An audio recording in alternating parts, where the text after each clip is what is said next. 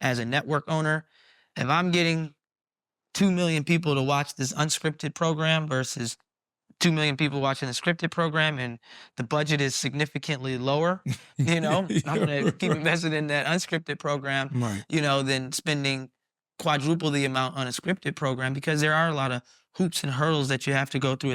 It takes a lot more time to get scripted projects off the ground.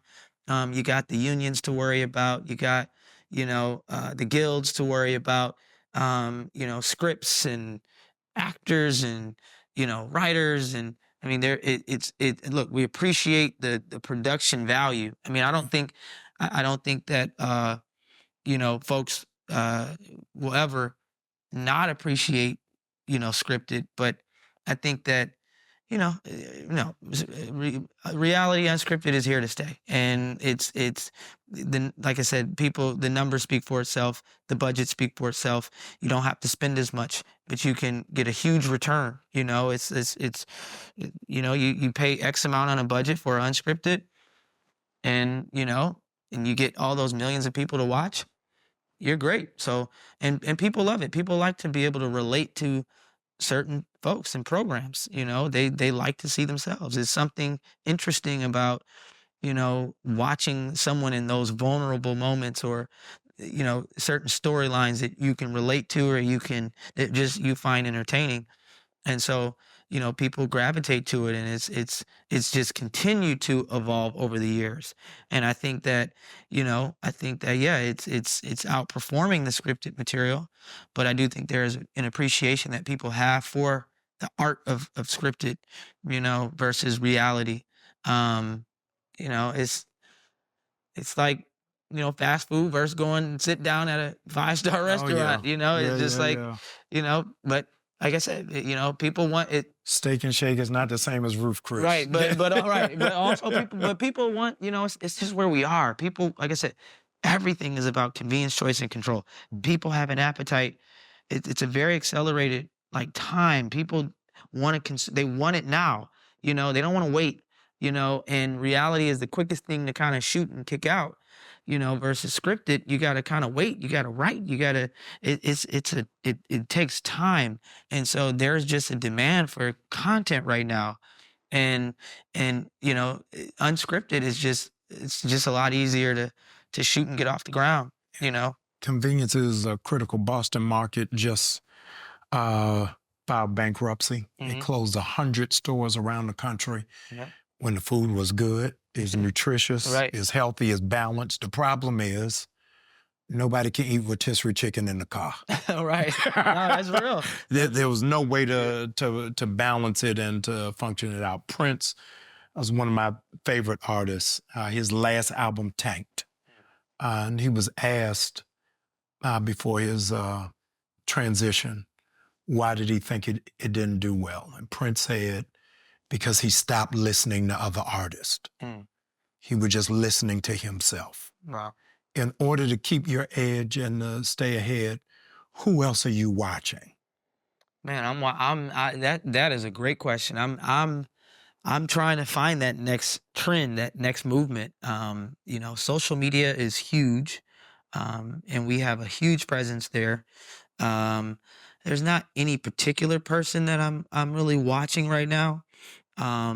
But I do feel like, I want to see what that next wave is like, of entertainment. And, but I don't know. It's interesting. That's a very interesting question. I don't know. There's not really anybody. I mean, there's folks that I get inspired by just because they're, always creating and, evolving their companies. But yeah, I don't know. That's just in very interesting times, man. It's very interesting times. I don't know. What about you? I'm watching a lot of people. Okay. I'm watching a lot of people, and I want to know who you are. I'm going to tell you. Okay. I'm going to set it up for the knockdown. Okay. So I used to watch Puffy. Okay. And let me tell you why. I'm not a musician. I don't rap. I don't need a record deal. Right. Is that every time he changed his name, he changed his brand. Mm-hmm. But it was the original brand that fueled the transition. Right. So he ain't had a successful album in 15 years. Right.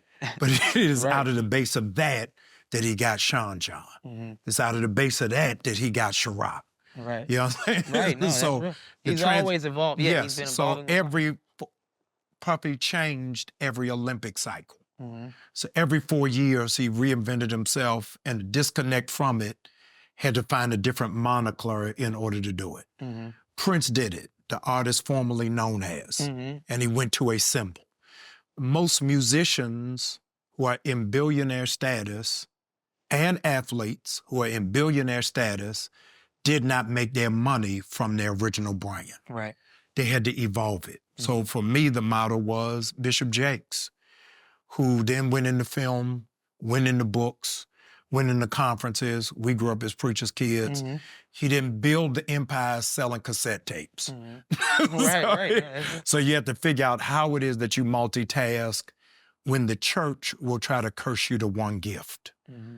To say, this is what you do. Right. Don't do anything outside of that. Mm-hmm. And so I am trying to evolve, even in doing this podcast space, to say, how do you find a methodology without using a microphone in the pulpit? Right. When I was in grad school, I did my dissertation on Shakespeare, and it messed me up. That got me on this couch. A lot of people don't know Shakespeare went to seminary, got ordained, was getting ready to become a priest, and he said something, when I read it, it messed me up. He said, I can reach more people through the arts than I can from a pulpit. The thing dropped my jaw down. Wow.